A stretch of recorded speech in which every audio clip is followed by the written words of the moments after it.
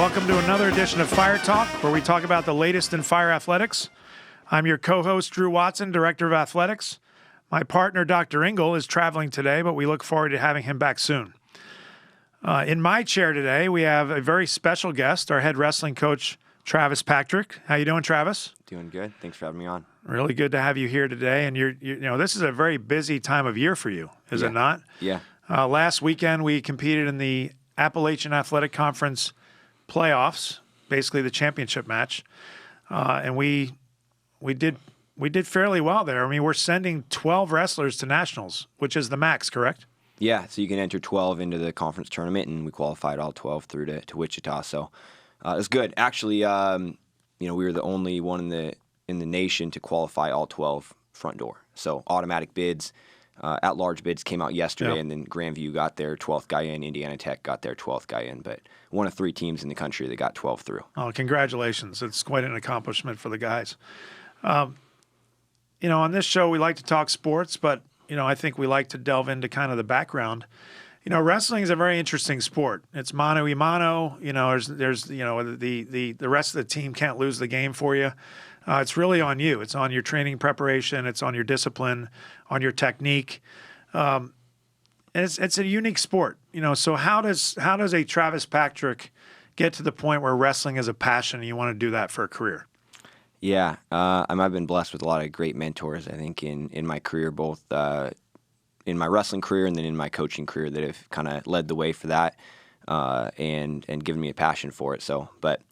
I started wrestling when I was in 2nd grade. I had just kind of youth wrestling out in Castle Rock, Washington, and my dad got me into it early. So he had wrestled in high school and so put us in it just for kind of the discipline aspect and the training aspect of it, and I fell in love with it. Just had a natural gift for it, God-given ability, and just kind of came to my own a little bit in high school and loved the individual aspect of it where, like you said, you kind of get out what you put in.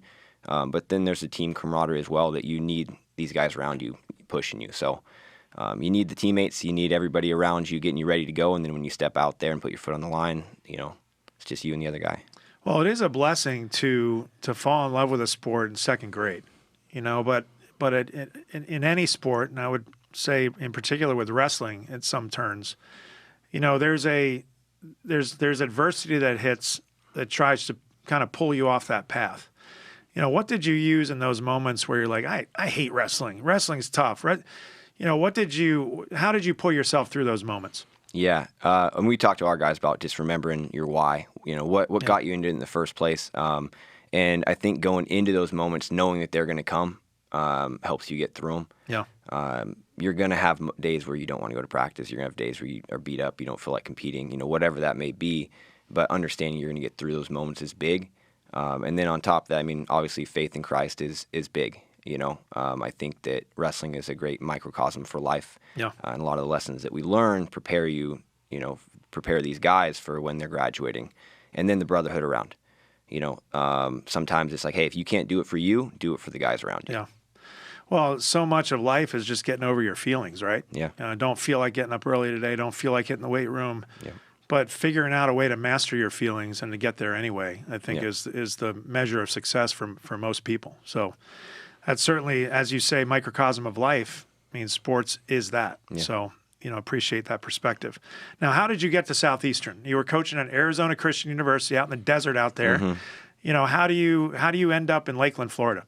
Yeah. It was a long journey, but a fast journey kind of in the same way. So I've been coaching for almost 5 years out in the Bay Area, California at Menlo College, and then started the program out at Arizona Christian. Was there for 2 years, and while I was there, Anna Welsh, who got brought up on last week's podcast, but her and I got to work together. She was the head softball coach there, so we got to know each other well, and she's a great coach and a good mentor as well. Yeah. And then so she left my 2nd year at Arizona Christian. She left, moved back out to Florida, and it was right after the national tournament. My 2nd year, I'd actually seen Southeastern was there and talked to their coaches and stuff, and get back, and then Anna shoots me a text like a couple of days later and just says, hey, coach here stepped down. I think you should apply. I think you should come out here. It'd be a great place to go. So that kind of started a snowball effect where I'd reached out to you and started the interview process, and here we are.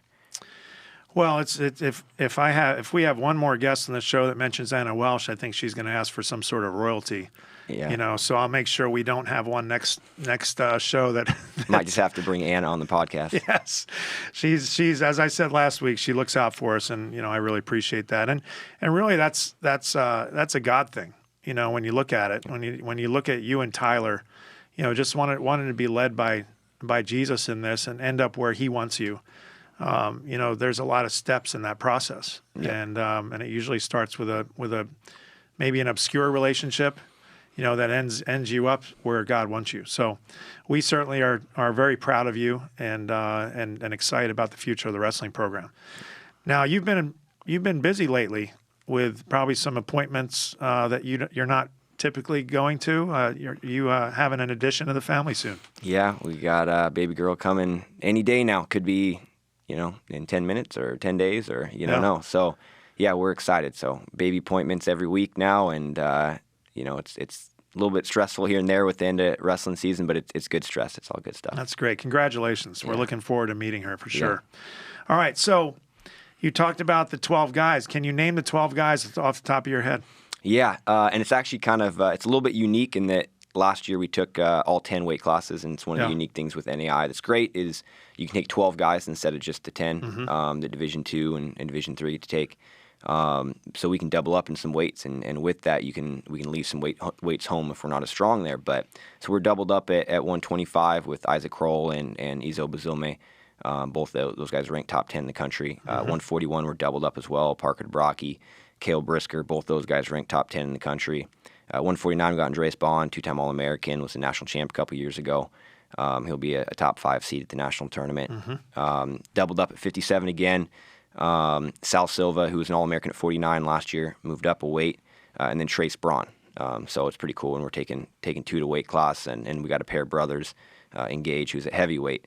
174, we got a pair of graduate students, Stephen Kelly and Douglas Peppers, so excited for those guys to finish out their careers there. 84, we got Coleman Bryant, who actually qualified, probably 3-4 years ago. He was an All-American as a freshman and has battled through some injuries the last couple of years, and so it's exciting to see him make a return here in his senior year. And then at heavyweight, we're doubled up one more time with we got Gage Braun, returning national champ. He's been a huge addition to our program over the last 2 years, and then Gabe Jacobs, who was a mid-semester transfer, sophomore, been there a couple times, so it's exciting to have him in the lineup as well. Well, you mentioned Coleman Bryant. Coleman is one of your leaders on the team. He runs a team Bible study. Always been, excited to watch him kind of progress as a freshman to a senior here. One of the interesting things about Coleman is, when you mentioned the national tournament 3-4 years ago, he was rocking a mustache, back at that time. If you talk to him about that, he's like, but he's thinking about bringing it back. We'll see. We'll see where we're at. Mustaches are back, so he was ahead of his time, back at that time. So, excited about the guys. The tournament is March 3rd and 4th in Wichita, Kansas. So you get to visit Dorothy's backyard there in Kansas. And I'm going to be out there, really excited to see what the team can do. Now, I will say the interesting part about wrestling, you talk about doubling up.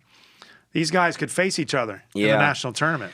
Yeah, and that's, I guess, one of the blessings and the curse of it. So we thankfully didn't have it at all last year, but there's a good chance. I mean, we got a lot of guys seated high, and so if you're looking at guys that make the quarterfinals together, it could happen at heavyweight. I mean, it looks like right now they could be 4 and 5 seed, which means that they'll be hitting in the quarterfinals. The good thing is one of those guys is going to semis. Bad thing is one guy's having to drop in the back door and try to finish out in the consolation round, but. That's tough as a teammate, right? I mean, they're warriors. You want to win, but you look across the mat there, and it's a guy you've wrestled all season in practice and tried to make better. So excited about the team, excited about what's coming up.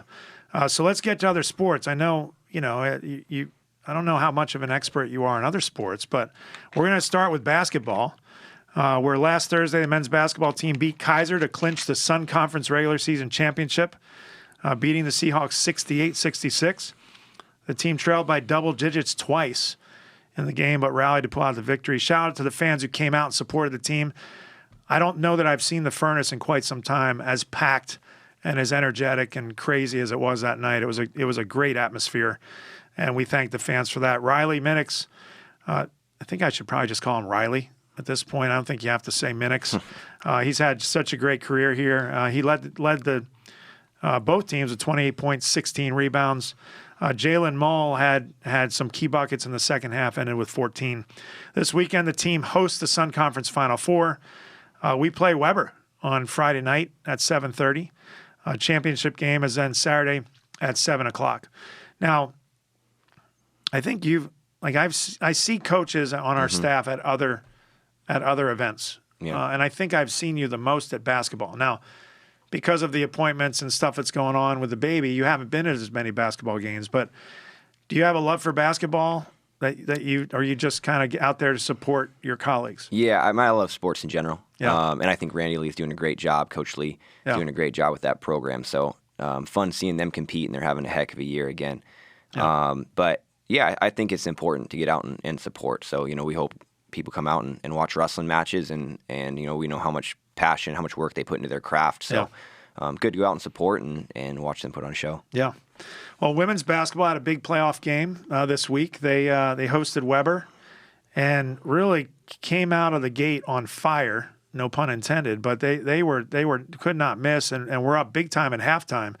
Now, one thing, if you've watched Weber compete in any sport, they really are very gritty.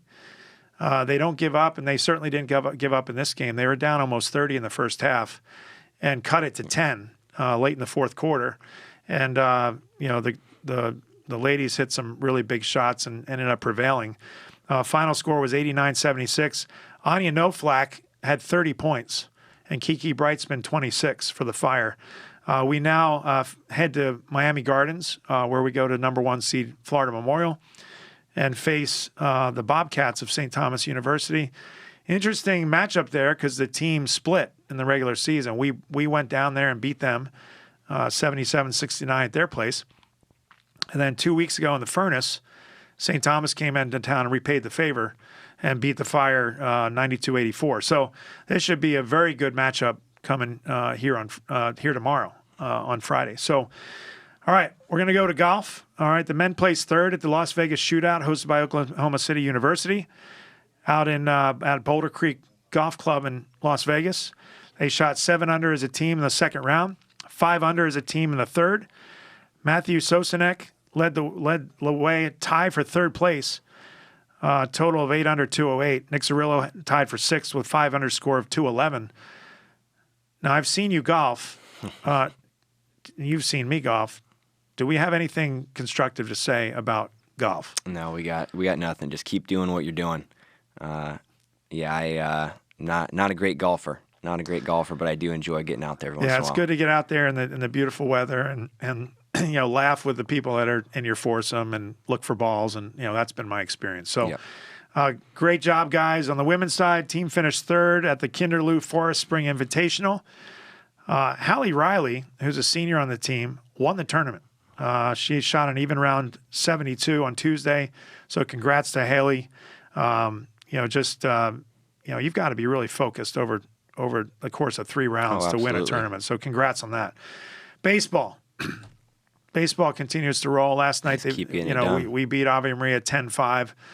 This team is very interesting because early on it was, kind of a theme that carried over from last year. We've talked about on this show before, where they're giving Coach gray hairs because they're down. They were down earlier in the season, 8-1 in the 8th. They won that game. I mean, they're scoring runs late.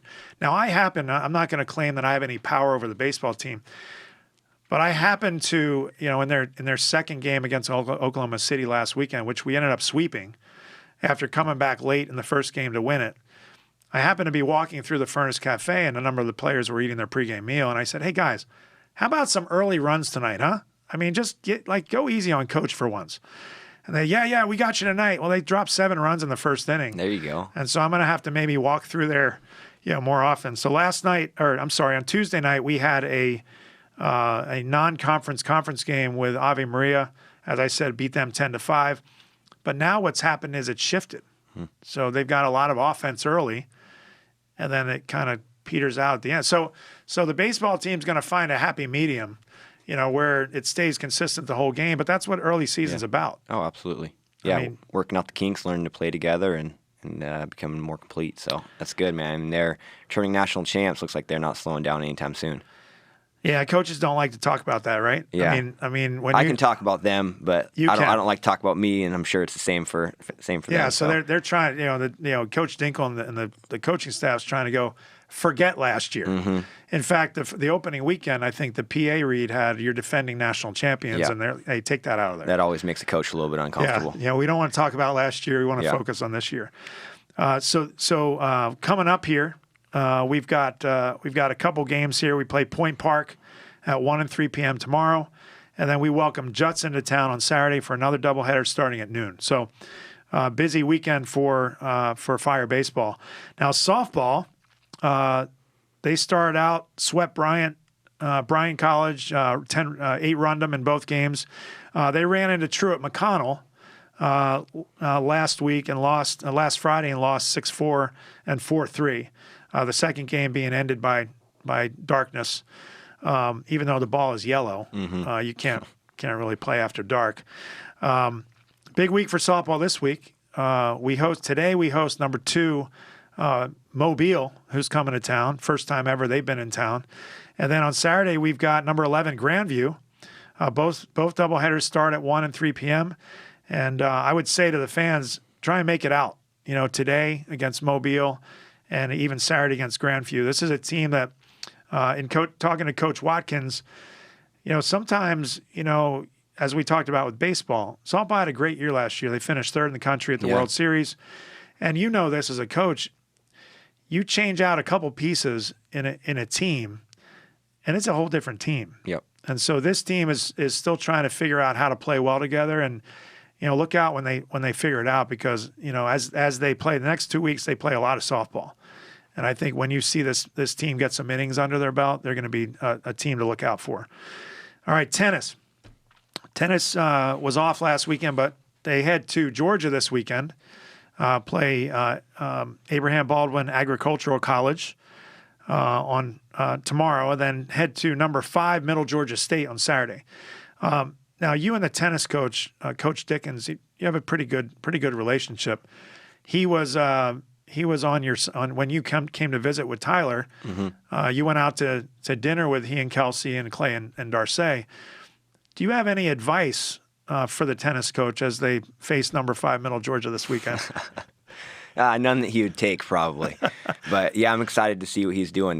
They've been heading on a great trajectory the last couple of years, so they got to put together a great recruiting class, and he's doing a heck of a job. So I'll still beat him in Frisbee golf, but he'd handle me in tennis.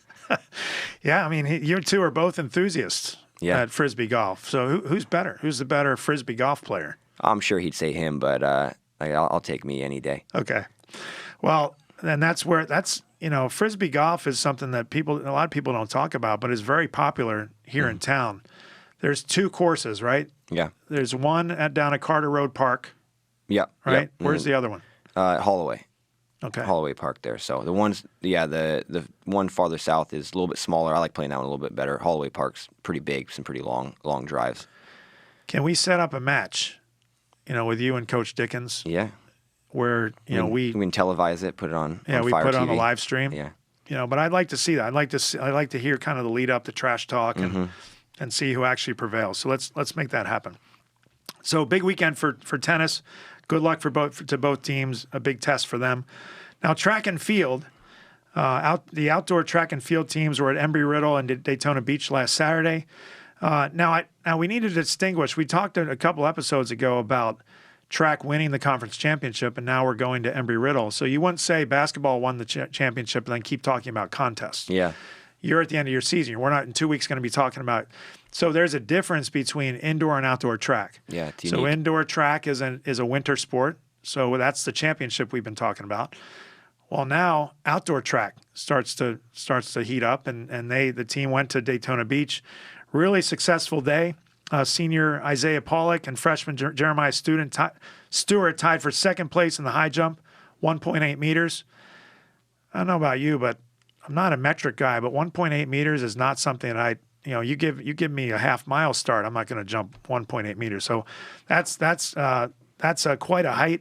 Sophomore Carlos Jackson dominated the weight throw by a best mark, 13.58 meters, followed by junior Cody Rand at 12.44 meters, then senior Cameron Gabers at 11.53. Carlos Jackson also earned second in the discus at 42.11 meters. We had three men qualify for the NAIA B standard. Now, if people don't know what that is, in order to go to nationals, the NAIA sets up a standard that competitors need to reach to be able to qualify for the tournament.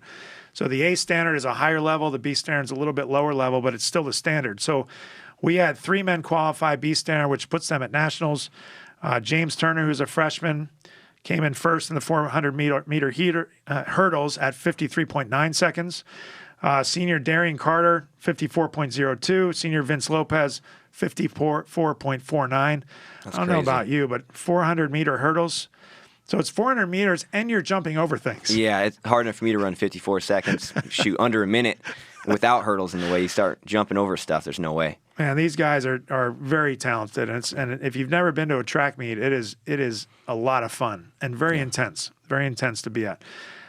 SU had the top 3 spots in the 100 meters as well on the men's side, with DeAndre Randall winning at 10.94 seconds, freshman Keelan Lano 11.09 seconds, and senior Jonathan Moulton in third with 11.29. So these guys are killing it, and I think, if you talk to Coach Dotson, he's going to say we've got a real shot at the national title in outdoor men's track. So, going to be excited to see how this season unfolds for the Fire in track. On the women's side, last weekend, senior Tanae Grigsby won the 100-meter hurdles. So, the women are certainly there too. And you think about this program.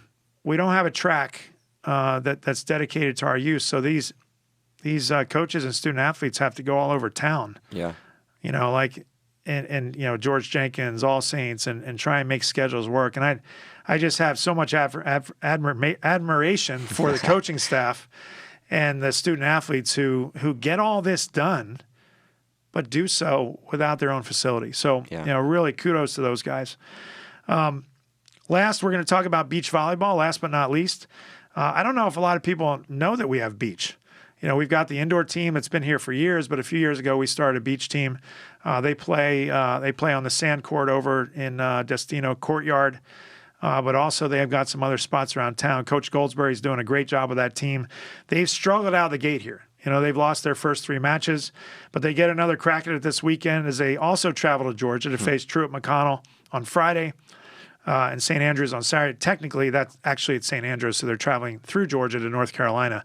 And so best of luck to the team there as they hit the road. So that's all we've got this week. Thank you for joining me, Travis. Best wishes as you travel to Kansas. Yeah, thank you. For NAIA Nationals, it's going to be fun to watch. As we close out today, I want to say thank you for listening. Hopefully, you can all come out and support us at our upcoming games. As we've said, we have softball today and Saturday, baseball tomorrow and Saturday, and men's basketball at home all weekend in the Furnace. Game times can be found on scufire.com. If you can't make it in person, remember you can tune in and watch live for free by going to scufire.com and visiting the Fan Zone tab. Thanks again, everybody. Have a great weekend. Go Fire.